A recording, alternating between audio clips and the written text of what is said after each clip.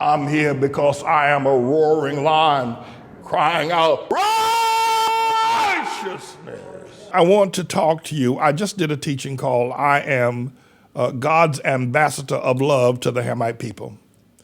And the love that I have for the Hamite people, they call themselves Black and African American. There's no person ever walked this planet that loves Hamite people, love Black people as much as I do. And the love I have is not human love, it's God's love. Therefore, God has named me as his ambassador. For God so loved the world that he has sent me as his ambassador of love to the Hamite people. And he put me here in the capital of Hamite people in Harlem. I want to be able to express that because I have some things to say to you that is going to take a special heart and a special set of ears to listen and a special heart to understand. Hamite or Black people, let me just exclude using the term Hamite for just a moment, excuse me. Black people, African Americans, colors, and Negroes have made a bed for themselves that they must lie in. And that bed that they've made for themselves is that the rest of the known world, whether it be English speaking, Chinese speaking, Latino speaking, German speaking, the rest of the known world has great suspicions about the efficacy and the honor of the Black man, the African American. He is seen globally, no matter what the language people may speak or what part of the planet or continent people are on. The Black man is universally seen as a dishonorable person. He's seen as a violent person. He's seen as a person of rage, of hatred. He is seen as a person of low skills and abilities compared to the rest of the world. Now, I just told you how much I love him, this man I just explained to you. I didn't say I see him that way. That's not what I said. I said the rest of the world sees him that way. And I open up the statements by saying, this bed he has made this bed of low respect and utter contempt, seen as violent, seen as raging with hate, seen as economically and intellectually deficient. He has made that bed for himself. Let me say again, but there's nobody on this planet that loves him as much as I do. I am God's ambassador of love to the Hamite man. Now, he calls himself Black and African American. But I want to say that to you. I don't know whether you're going to believe me. I pray that you will. But if you don't believe me, I simply ask that you will listen to me.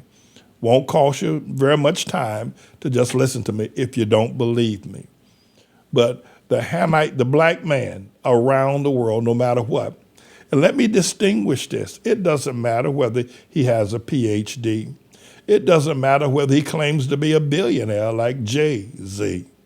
It doesn't matter if he's a super duper basketball star like, if you will, LeBron James, or that he's a major movie star or actor, or a singer, or a professional, or a politician like John Lewis, or like Lori Lightfoot. It doesn't matter if they have scaled any of those walls. It does not in any way diminish the fact that he is seen, even as a senator, as a athlete star, as a musical performer, he is still seen in the same light as violent, as full of rage, low, if you will, low respect, economically challenged, mentally, intellectually challenged, raging and hateful. That's how he's seen. Now, I didn't say that's how he is, but that's how he's seen no matter what he does, whether he's on television as a news anchor or whether he's on television as some sort of a commentary about news or the events of the day.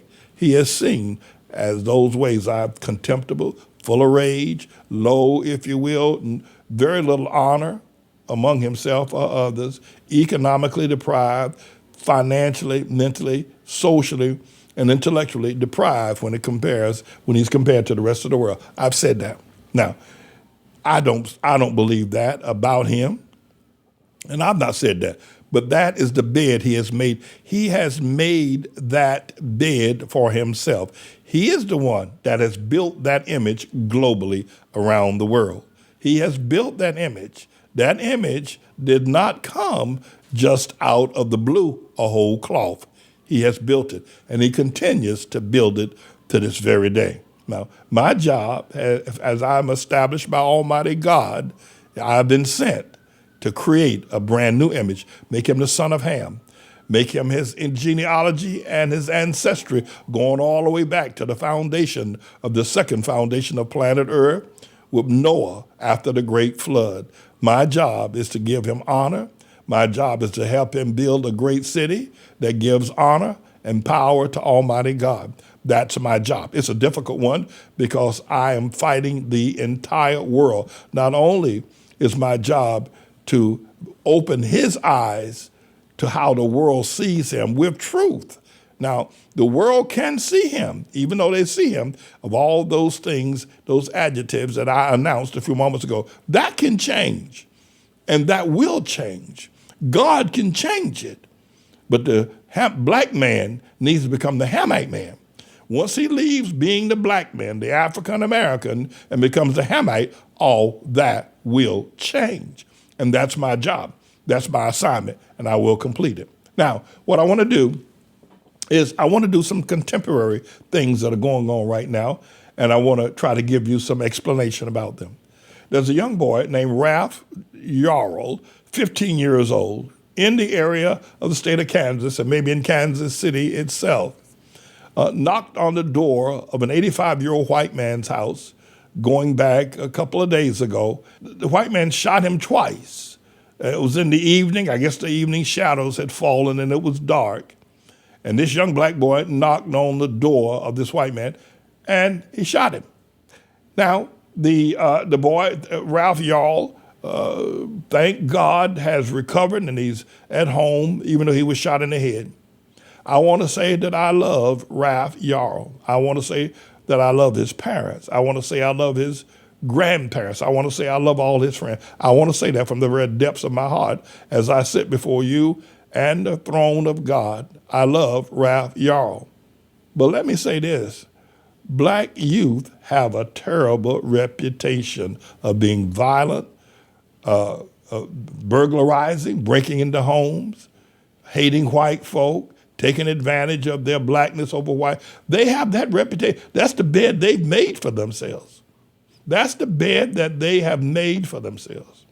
At any rate, I'm going to let you see the most recent commentary about this coming from all of the poisonous lips of the snakes that call themselves black leaders, and also from the media, how they have promoted it. Again, I want to say I love Ralph Yarl, but you see, so many black African-American Negroes from Malcolm X have gone ahead and made a bed whereby when the average white person sees a black person, their first instinct is to shoot him before he shoots you.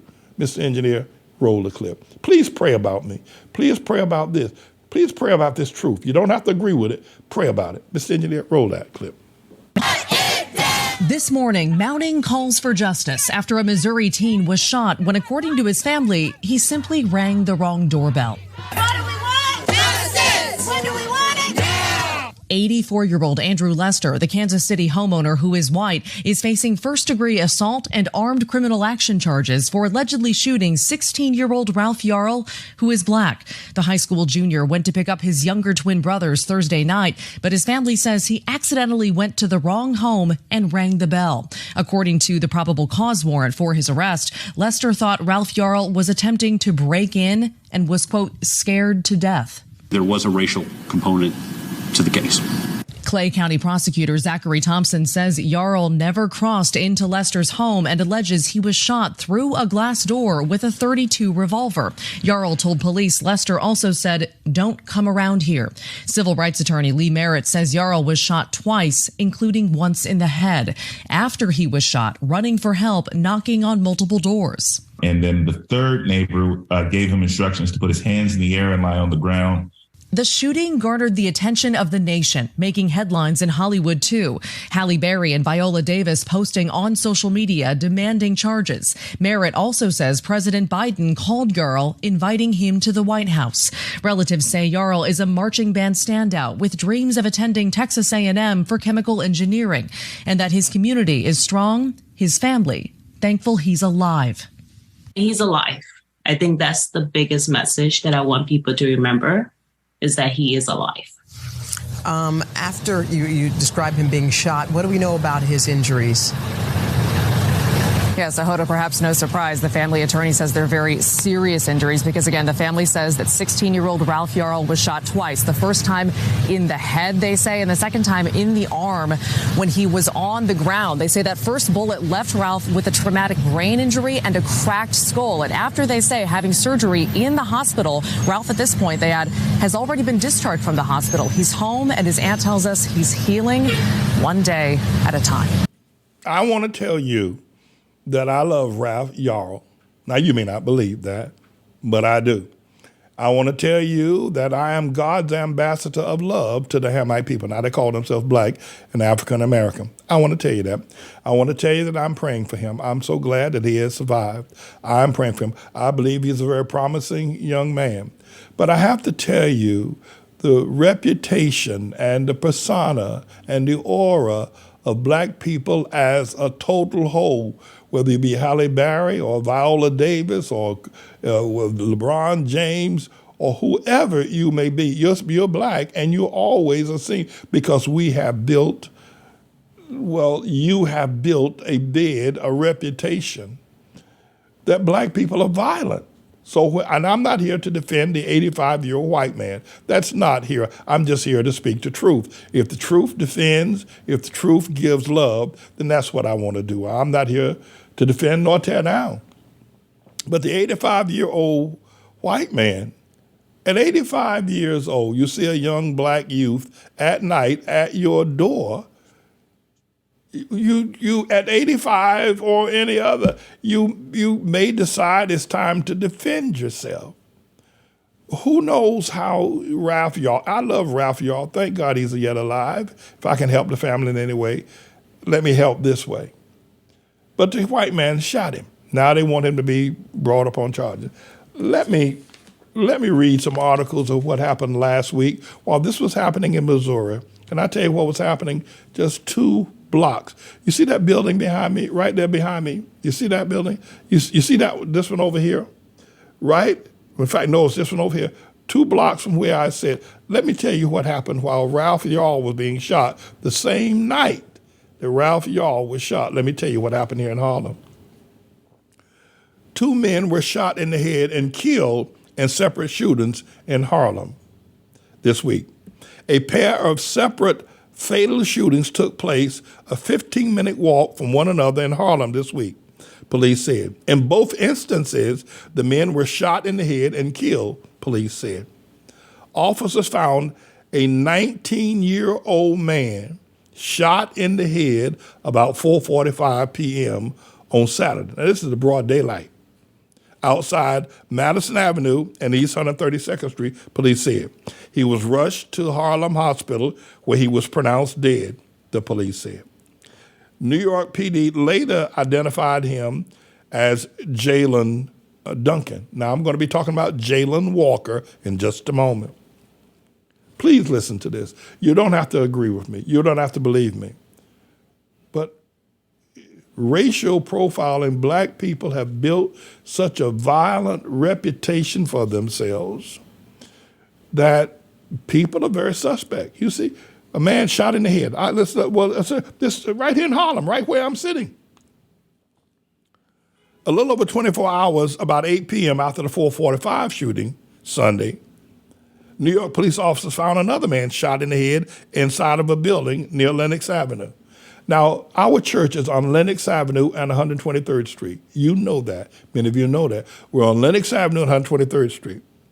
The man was shot in a building near Lenox Avenue and 125th Street. That's just 2 blocks from where I now sit. Shot in the head and killed. Now, Jalen I mean, Ralph Yarl was shot in the head, but thank God, thank Jesus that he is alive and his mother and his family can hold him again. But these two men were not so fortunate because a black man shot another black man in the head on Lenox and 125th, and a black man shot another black man in the head on 132nd Street in Madison, just 7 blocks from here. Now, it could have been the same black man shooting both of these black men, but that's the reputation that we have. The 36-year-old man that was shot in Rushden, New York's hospital, Harlem Hospital, was pronounced dead at the scene. I wanted to be able to say that. Now, you're going to see all the racists, all those that build this reputation about us of being they're totally irresponsible. Racist to the core, whether it be Halle Berry or Viola Davis or any of the others of them that are out there now on all these television programs, Ben Crump, a bunch of others out there, of obfuscating and not acknowledging the fact that white man may have thought that black boy was at his door to rob him. He didn't know. He said, well, he should have asked questions. No. Sometimes you have to shoot first and ask questions later. I'm not defending white. I'm just telling you that we have a bad reputation. Had it been a white boy at that door, he would not have been shot. And I'll tell you this, these 2 black men that were shot in the head here are not as fortunate as Ralph Yarl. They're dead and shot by another black man. But let me do one other thing.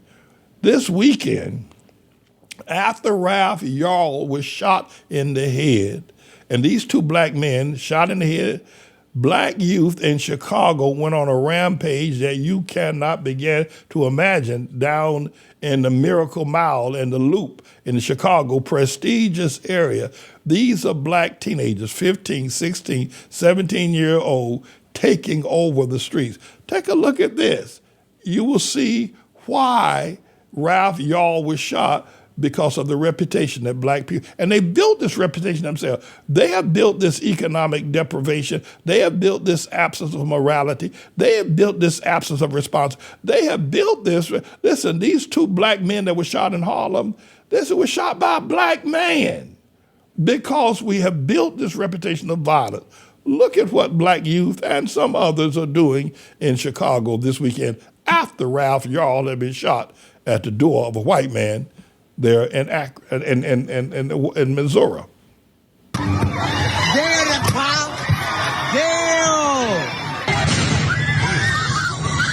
Democrat leaders making excuses after a violent teen takeover terrorizes Chicago. Hundreds rampaging through the streets, blocking traffic, smashing car windows, and destroying property. 2 teens were shot during the chaos, and the whole thing was apparently organized on social media. Police were outnumbered and only managed to make 15 arrests. A woman caught up in the mayhem describing the scene after her car was attacked. I jumped in my car. My husband go to the hospital. What did they do? Because the guys I put in their face. Jeez. But some top Democrats think it was just teens being teens. Chicago Mayor-elect Brandon Johnson condemning what happened, but also said it is, quote, not constructive to demonize youth. And the city's outgoing mayor, Lori Lightfoot, said this. There's lots of opportunities for us to redirect the young people to safe spaces. And here's the thing. The vast majority of the young people who came downtown because it was a great weather and an opportunity to enjoy the city. That's absolutely entirely appropriate. There are a few that came with different intentions, and they have and they will be dealt with. But I'm not going to use your language with. This is sick. This is the former mayor of Chicago. She said most of the kids came downtown to have a good time. Just a few came. I saw hundreds running in rampage, and this video we have is muted for copyright respect. This is sick. This is sick. That she was the former mayor of the city. Not understand this is what continues when you got a person at this level who doesn't understand. Let me ask you a question. If the white man that shot Ralph Yarl, I love Ralph Yarl. If the white man that shot Ralph Yarl saw this video of teens running rampant, jumping on top of cars, smashing windows, dragging people out of cars, running amok, and then a youth showed up at his door, would you shoot him? Can you understand why the white man shot him? Now, I'm not here defending the white man. God forbid. Please take the time. Lower your temperature. Just listen to me. You know I am not here defending the white man. I'm just defending the truth. When you see the black young people, I tell you what. I tell you what you do. Tell you what you do. You come to Harlem. That's what. You black man, you white, Haley Berry, Viola Davis. I tell you, come on, Viola Davis. You come up in Harlem and walk the streets at 2 o'clock in the morning and see a bunch of young boys, 15, 16, 7 years old, coming towards you at 2 o'clock in the morning. Viola Davis, I want to tell you the absolute truth, and this is why y'all are such damn hypocrites. There ain't no way you would get out on the streets of Harlem by yourself in a so-called black community with black people. And there ain't no way you go to the Martin Luther King Jr. projects or the Abraham Lincoln projects or the Grant houses. Ain't no way in hell you'll be found near the projects. Forget about it. Even in the daytime, Viola Davis, Halle Berry, you wouldn't even go to, because you scared of black people. You scared them, and rightly so, because they have a reputation and they are violent. They will kill you. Viola Davis, LeBron James, you would not get out on the street in your own neighborhood of black people. So what do you think this white man felt when he saw this black teenager? Now, I love you, but come on, we got to get the truth. We got to get the truth. We got to get to it. We made this we have made white people shoot first and ask questions later when it comes to us. And the truth be told, I tell you what, Viola Davis, Viola Davis, you and Halle Berry and LeBron James, put your money where your mouth is. Put your money where your mouth. Go sit on a bench near the Martin Luther King Jr. houses, just a few blocks from where I sit right now, or the Abraham Lincoln houses where the man was shot on Madison Avenue, or the Grant House over 125th Street, or the Manhattanville Project. Go sit down. Just go sit down on a bench. Let's say 1 o'clock. Bring yourself a lunch and sit there in the projects where black people live. Damn, you ain't gonna do that. Ain't no way you gonna do. You scared as hell of black youth yourself, and you know it. You know it. And yet, the beat of this ridiculous ignorance, and that's the other thing. People look at you and say, you black people, even put you in an office, give you the office of mayor, and you still you're intellectually challenged. You are spiritually challenged. You're ignorant, and you're hypocrites. Because ain't no way Halle Berry, LeBron James gonna sit on a park bench in the projects in Chicago, Los Angeles, New York, or anywhere else. But that's not all. Mr. India, we can drop that for just a second. That's not all. 2 years ago, or a year or so ago, Jalen Walker in Akron, Ohio, was the police saw that he had some sort of a problem with his lighting system of the back rear of his car, so they made the decision to pull him over. Rather than stopping his car and letting the police officer write him a ticket for a broken taillight, he decided to go on a race, a speed, try to get away from the police. And the police, they don't like you to run, so they ran after him, and they finally cornered him. But while they were chasing him, Jalen Walker took out a weapon and fired out of the driver's window at the police car. Well, Dad, you know that got them going. But this is what happened. And finally, something happened, so he got out of his car and he started running across the highway and through some area. And by this time, a whole lot of police are there, 8 police officers all told. And they all fired at him, 90-some shots. They hit him 46 times. And now the whole world is decrying the fact that the police officer was not indicted and that justice was not given for Jalen Walker. But you have to remember, Jalen Walker started it. He's the one who fired the first shot. He's the one, they would ask me in high school, well, who threw the first punch if I had a fight with somebody? Who threw the first punch? The one who threw the first punch. Well, he's the one that started it.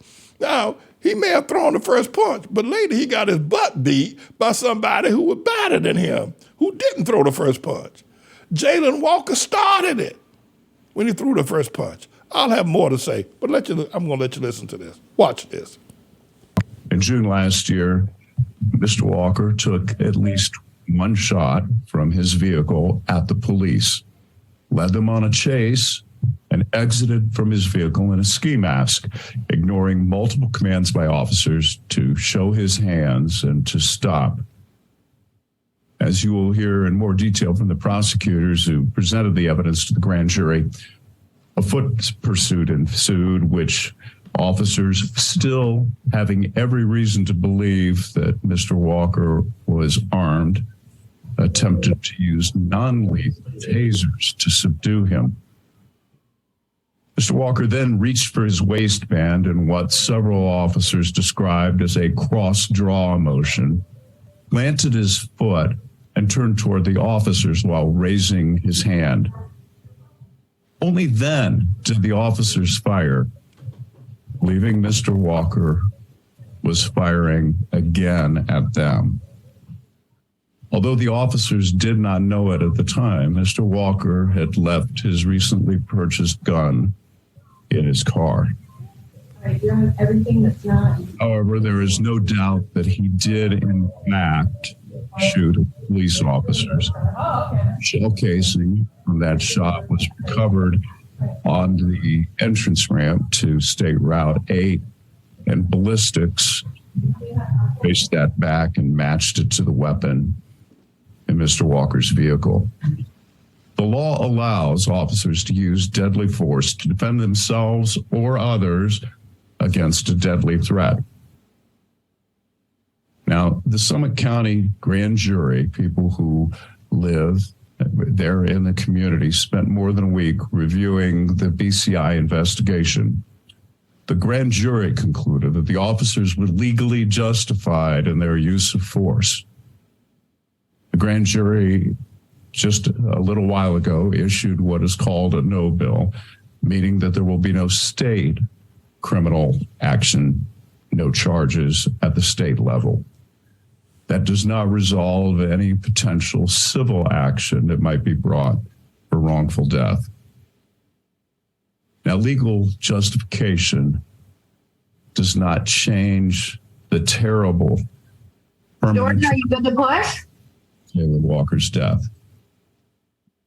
I grieve the loss of this promising young life, although I recognize that no words of mine can offer much comfort to his family. I do hope they will find some comfort in this. Ohio is unified today in mourning the loss of their son and family member. The body camera footage in this case is especially grievous to watch. Most officer-involved shootings involve an officer or perhaps an officer and a partner. It is unusual, although hardly unprecedented, to have this many officers firing their weapon at the same time at a single subject.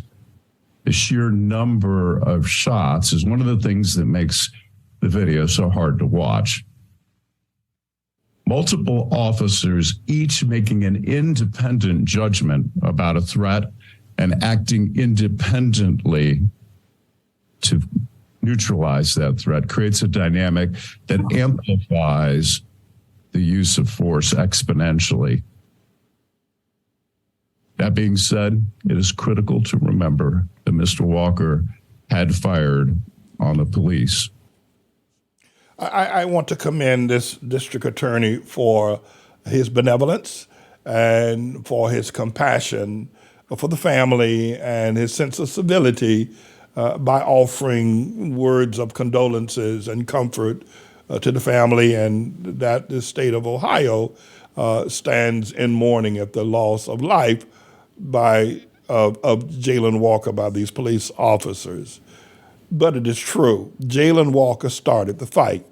He's the one who fired first. They were able to trace the gun, the ballistics, and discover that it was his gun. He did fire it, and then he gets out of the car and he runs.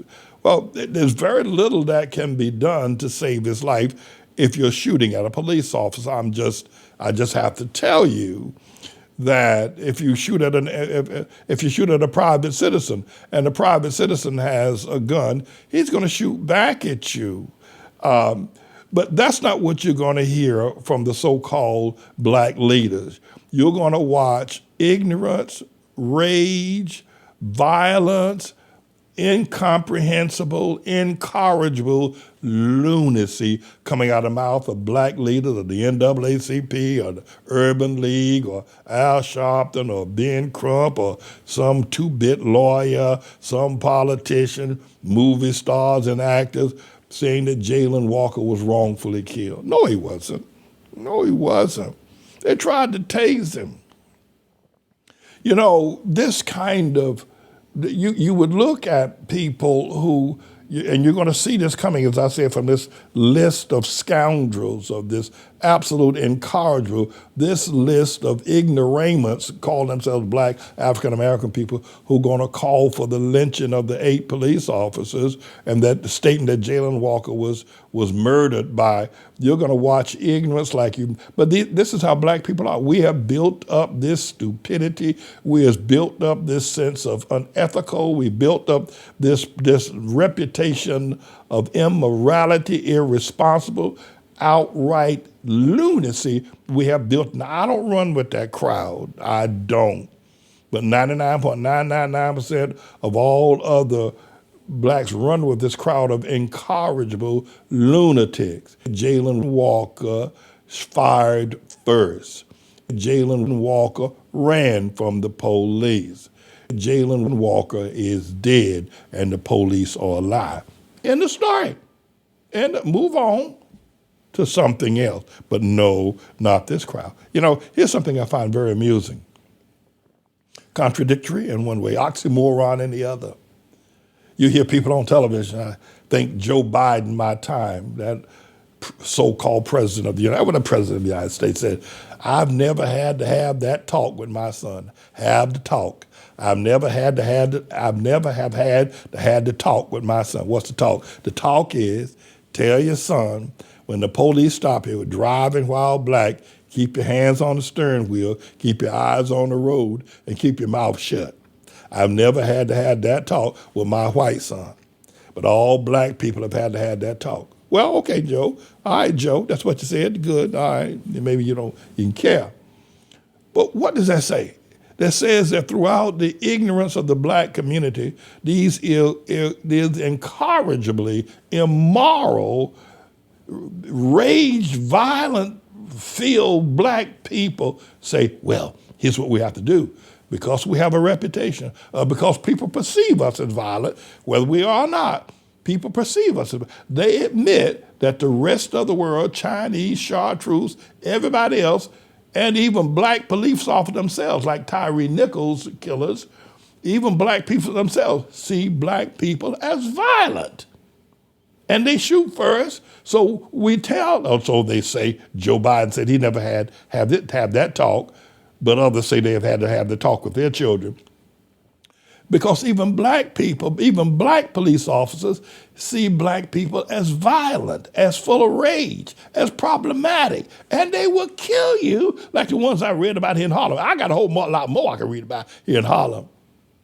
So on the one sense, Viola Davis and Halle Berry and LeBron James, y'all recognize that we have a reputation. So maybe rather than trying to correct the police, we need to try to build a new reputation. We need to try to help people see us as nonviolent. Maybe we ought to be working on that, because you admit that we have a bad reputation. Now, you can say the reputation is unfounded. You're lying through your teeth and on your grandmama's breast if you say that the reputation is unfounded. Black people, I'm going to tell you, Halle Berry and Viola Davis ain't going to walk the streets of Harlem in the daylight by themselves, and every damn body knows it. Not in the black community. Now, they'll walk the streets of Beverly Hills. Sure they will. They'll walk the streets of Palm Beach. They'll walk the streets of white neighborhoods and don't even look when they hear other people around them. But they want the Halle Berry, the LeBron. They ain't gonna walk the streets of no black community because they know black people, even they themselves, even Halle Berry and Viola Davis, approached by a group of 15-year-olds and 16-year-olds on a Harlem street at night, will shoot first and ask questions later, and every damn body knows it. But it is not only is there's this mass incorrigible ignorance in these so-called black professors like Eddie Gloyd, and the hypocrisy of Van Jones. You can't explain the dementia of stupidity, arrogance, and ignorance and blindness. And it's one thing if black people were just seen as violent. I could live with that. But they are ignorant beyond belief. And hypocritical beyond the gates of hell. Black people are hypocritical because they themselves don't want to be around black people. Yet they want the white police officer to do what they themselves, damn it, won't do. It is beyond the hypocrites of the doors of the gates of hell. Black people, Halle Berry, all the rest of them, Van Jones, Eddie Gloyd, all the rest of them, all of them. So they admit that keep your hands on the steering wheel.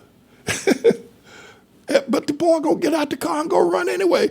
His parents listen, the police come up and tell you, show me, ask you a question. The police tell you to do something. The police tell you to not run.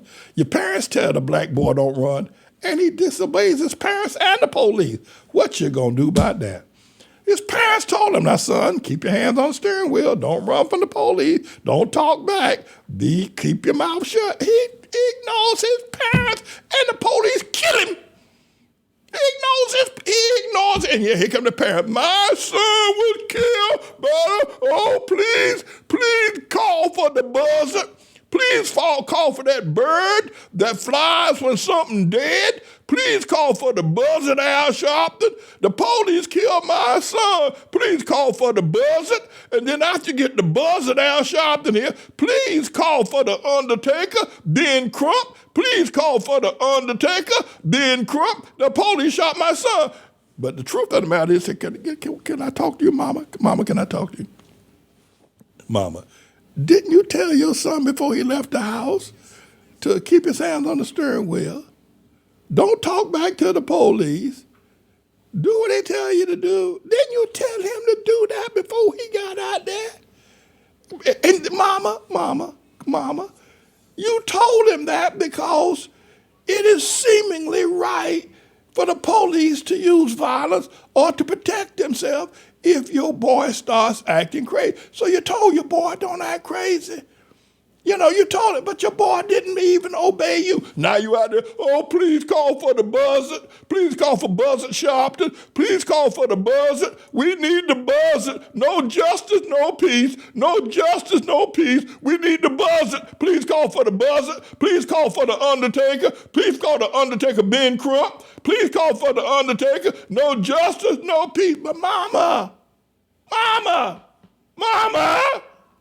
didn't you tell the boy to keep his hand on the steering wheel? The fool didn't. He shot at the police. I believe, in fact, I know, I'm going to prevail. Truth like this, and everybody Jewish and white knows this. What's wrong with y'all black people? And you black people know it too. That's why you have to talk with your son. But the moment he doesn't do what he's supposed to do, now you want the whole world to mourn with you, and you're calling for the buzzard and the undertaker. We're going to prevail. But you black people have made this bed for yourself. You have made this bed. You have built this house of violence, of rage. You have built this house of dishonor. You have done it. You've done it in your own neighborhoods. It's where you do it most. And now you got to sleep in it. But I'm going to keep praying for you. And whether you believe me or not, I don't think there's anybody that loves you more than I do. I don't think there's anybody that loves the Hamite, the black. Now, they call yourself black. There's nobody that loves you as much as I do. This is to be continued because there are going to be more shootings next week because he's incorrigible. And at some point, I think that, during the Holocaust, some Jewish rabbis got together and put God on trial when they saw the atrocities that were happening to the Jewish people there in Deutschland.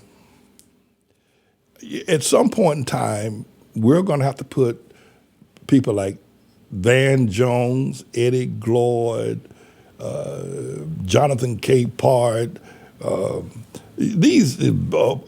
Obama and Michael Eric Dyson and these so-called black leaders and Halle Berry and, if you will, Viola. At some point, we're going to put these people on trial.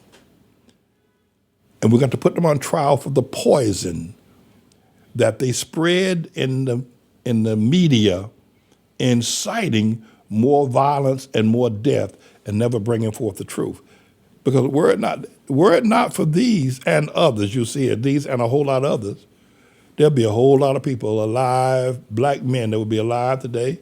They'd be grandfathers were it not for the likes of these. They need to go on trial before the court of God and be found guilty of inciting incorrigible ignorance, violence, and rage, and unbelievable hypocrisy beyond the gates of hell. These are the biggest hypocrites you ever want to see anywhere.